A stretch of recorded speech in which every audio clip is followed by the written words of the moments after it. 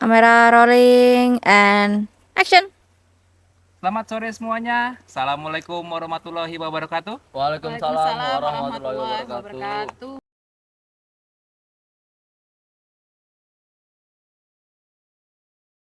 Pada kesempatan hari ini, di sore yang cerah ini, kita kedatangan tamu dari Basarnas Pusat, yaitu Hai, saya Anissa dari Humas Basarnas Pusat. Oh saya, apa? Saya Mario Rolling aja dari terus. Basarnas Natuna daerah.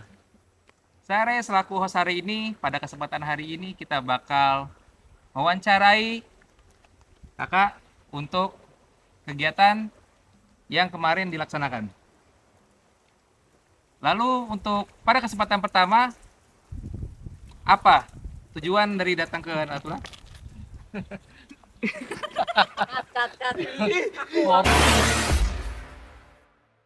Halo, selamat sore semuanya. Assalamualaikum warahmatullahi wabarakatuh. Waalaikumsalam warahmatullahi wabarakatuh. Salam sehat bagi kita semua. Salam quick response and rescue.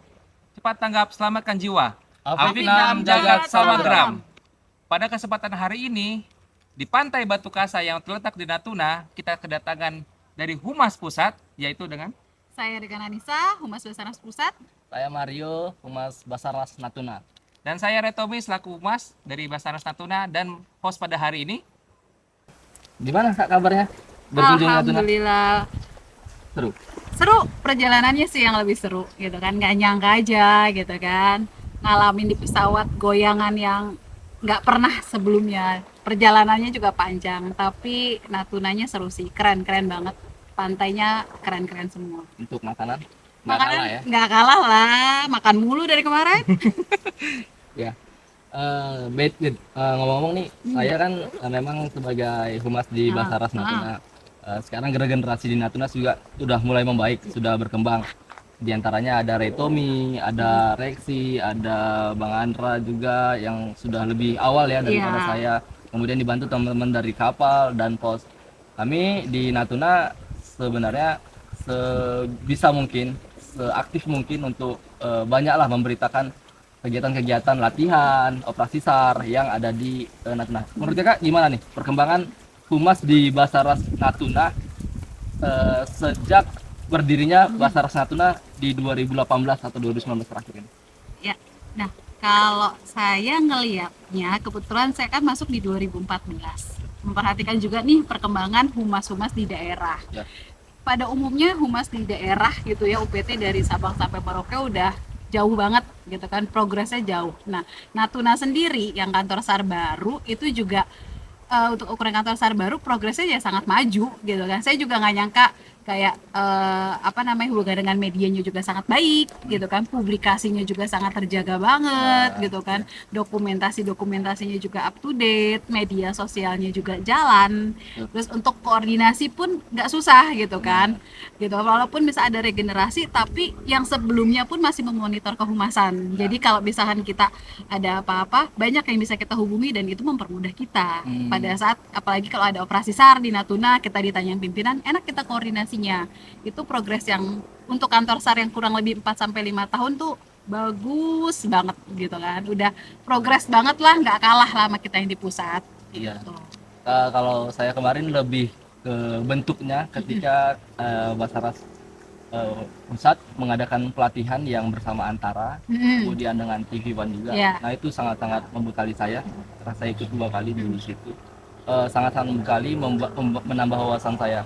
Saya juga berupaya bagaimana ilmu yang sudah saya dapat di kantor pusat di Jakarta kita realisasikan ke teman-teman ini untuk menumbuhkan minat teman-teman di kantor agar bisa sama-sama berkontribusi di kehumasan.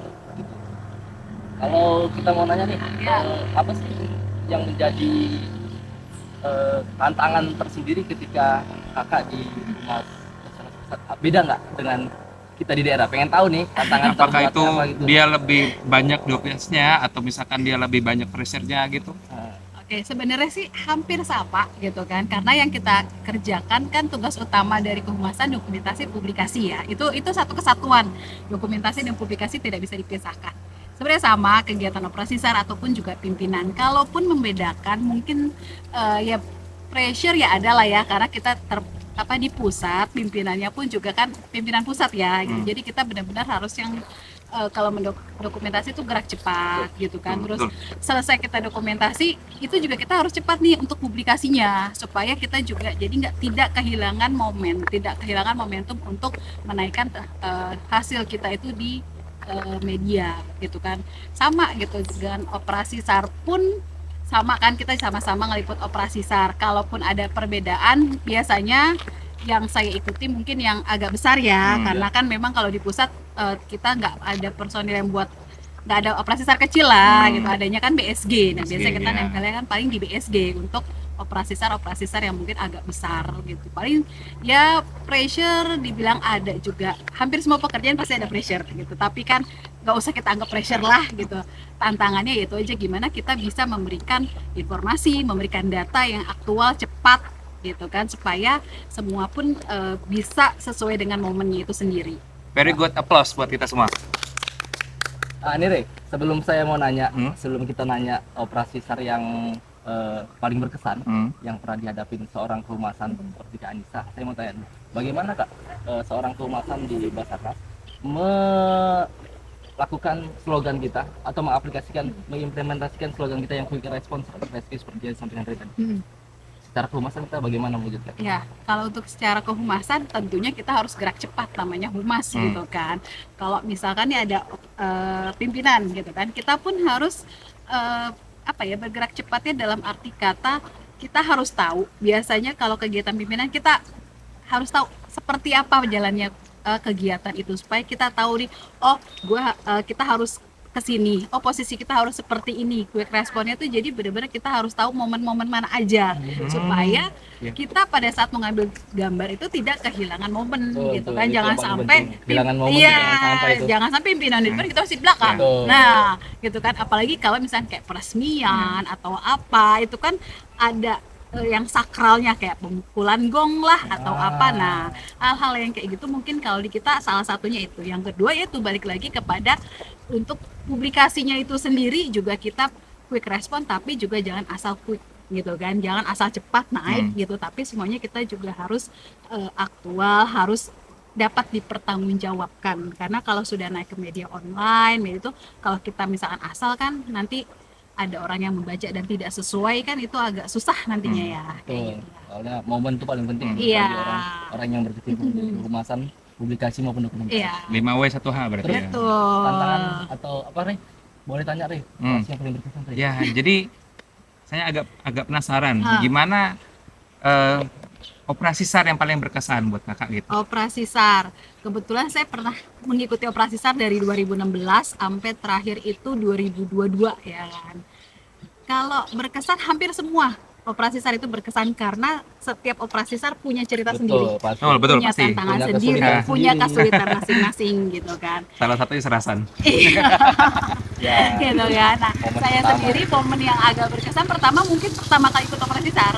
Mungkin nggak 2016 ya, saya terlibat waktu itu secara tidak langsung, nggak turun, tapi waktu Air Asia. Saya itu 2014 dan baru masuk. Baru masuk 2014, belum menjadi, masih CPNS gitu. Saya terlibat memang pada saat itu di posko utama. Ya, kita handling media gitu kan. Dan di situ menurut saya itu sangat berkesan, karena sekalinya saya ada terlibat operasi SAR yang sangat skala internasional kan. Waktu itu Air Asia-nya itu, karena banyak penumpangnya Air Asia itu yang WNA. Warga negara asing kan ya? Iya gitu, karena penerbangannya kan waktu itu untuk yang internasional gitu. Dan yang berkesan lainnya mungkin juga waktu saya terlibat di Palu 2018 gitu kan, itu benar-benar dengan korban yang banyak gitu kan, dengan segala macamnya kita harus bisa ya survive juga kan gitu. Jadi ya itu sih, hampir kalau berkesan semua berkesan. Berarti Setiap publikasinya juga update setiap harus saat gitu ya? setiap saat, dalam satu hari itu kita harus beberapa kali ngupdate gitu, terutama ke orang-orang di media.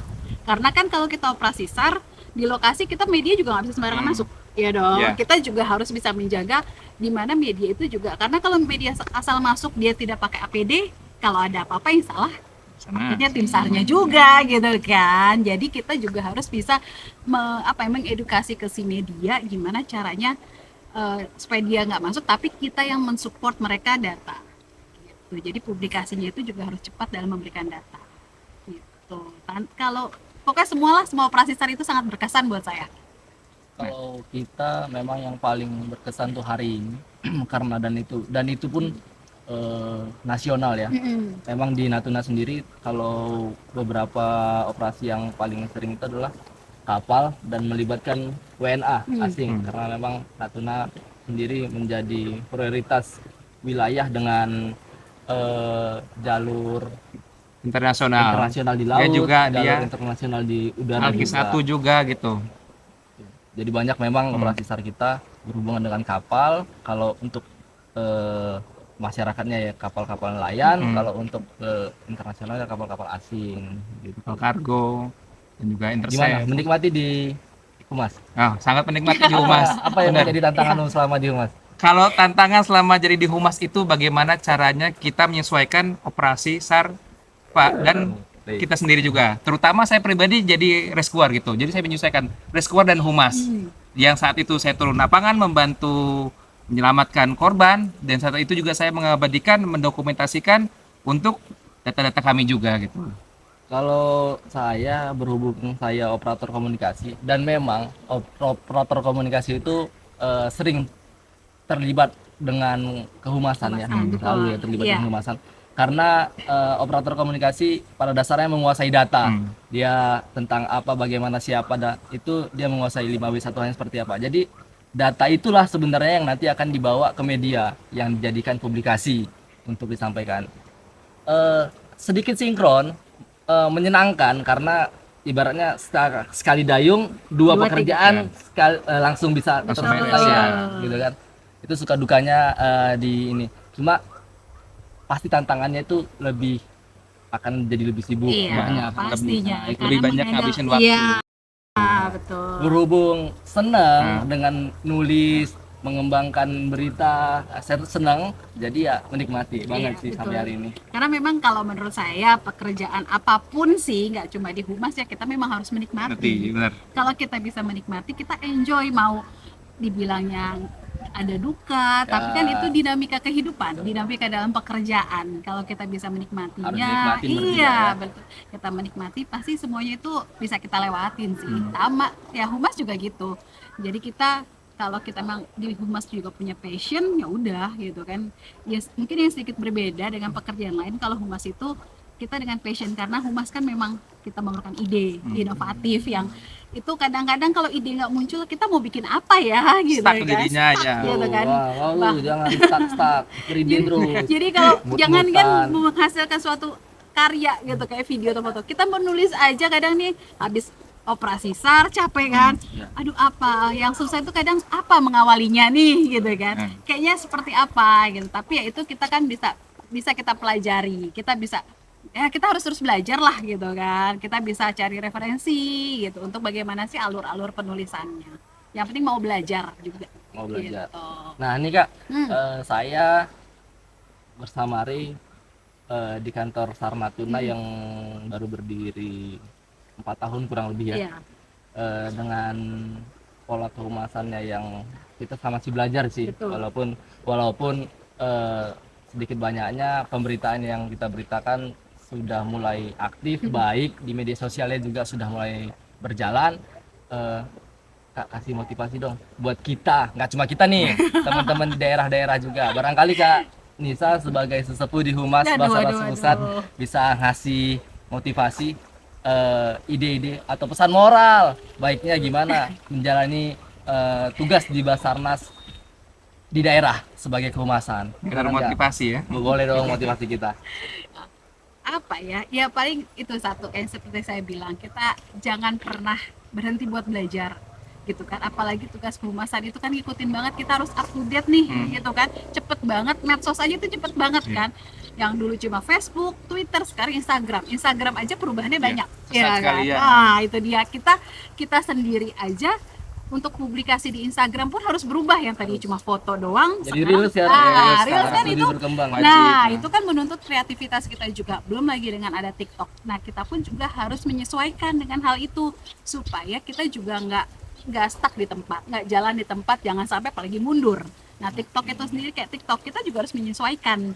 Pinter-pinter kita gimana kita bisa publikasi lewat TikTok gitu kan. Sebenarnya banyak kayak TikTok banyak gitu. Kalau kayak teman-teman di kantor SAR itu kan kegiatannya banyak banget ya. Iya, banyak. Iya kan, kayak pelatihan atau teman-teman Reskur yang lagi latihan juga lah gitu koordinasi kan. juga. Koordinasi. Koordinasi Iya, dengan gitu daerah. kan. daerah Iya. juga.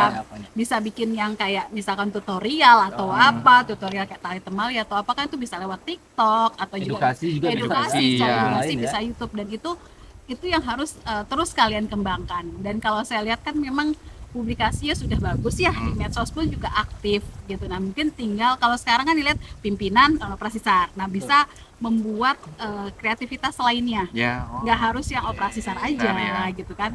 Misalkan ada rescuer lagi ngapain gitu kan, lagi memanaskan kendaraan, itu bisa menjadi bahan gitu kan. Kenapa sih harus kita persiapkan mobil gitu Ya. kan. Iya. Ya, Bagus kan? juga itu dimasukin. Iya, jadi kan kenapa sih mobil itu harus persiapkan terus, kenapa sih harus dijaga, dipelihara supaya apa? Iya, gitu kan, supaya apa itu kan. Perawatannya harus Nah, dijaga. hal-hal seperti itu bisa kalian kembangkan. Banyak yang bisa kalian jadikan konten, nggak kayak selalu step on-nya operasi SAR, supaya media sosialnya pun juga beragam. Orang pun juga ngelihatnya enak, apalagi sekarang kan kaum milenial nih.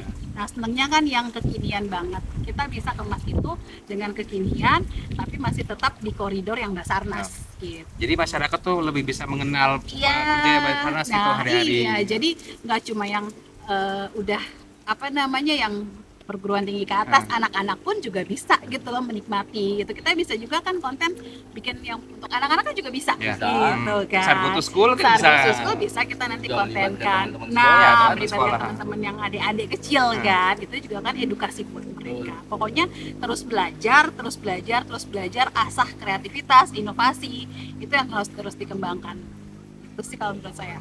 Mantap. Tepuk tangan untuk Humas Basarnas Indonesia. Baik, terima kasih Kak Nisa. Sama-sama. Baik, bagus itu cara masukan. Jadi ke depan kita di Basarnas Natuna lebih inovatif lagi, lebih berani lagi untuk mencari sesuatu yang baru untuk ditampilkan di media sosial. Selama itu baik buat perkembangan organisasi, selama itu tidak tidak merugikan organisasi, Betul. kita harus coba terus kembangkan, gali lagi kemampuan kita. Masih banyak lah, saya rasa masih banyak yang bisa kita kembangkan, cuma kita mungkin akan harus lebih membuka diri Betul. lagi. Belajar Gitu. kan bisa dari mana aja Betul. ya, apalagi Ya. sekarang YouTube, Google, YouTube nah bisa. bisa kita Ada dari semua situ. gitu ya. Ada semua tutorial bisa kita ikuti di situ kan. Pokoknya, dan satu lagi, untuk kehumasan itu humas memang menjadi corong, tapi untuk melaksanakan tugas kehumasan itu siapapun itu bisa disadari atau tidak disadari, sebenarnya semua kita udah melakukan tugas kehumasan dengan menjaga nama baik dari Basarnas pada umumnya dan kantor SAR Natuna pada khususnya. Jadi peran teman-teman di luar yang jabatan humas pun juga sangat penting. Tidak hanya orang-orang yang berkecimpung di kehumasan saja gitu loh. Mereka bisa menjadi corong yang baik kalau teman-teman di luar kehumasan pun juga membantu untuk mendukung apa yang dilakukan oleh humas itu sendiri. Seperti itu. Terima kasih pada kesempatan hari ini. Terima kasih banyak. Sama-sama. Kak Nisa, buat motivasi dan pesan moralnya. Semoga nanti bisa podcast lagi sama kita. Amin. Oke, saya Reto Meridata selaku host. Ke Mario, Selaku humas di kantor SAR Natuna. Dan saya Anissa. kami undur diri. See you and another podcast. Stay tune. Dah. Saying that you love me when you don't even try. I've been upset.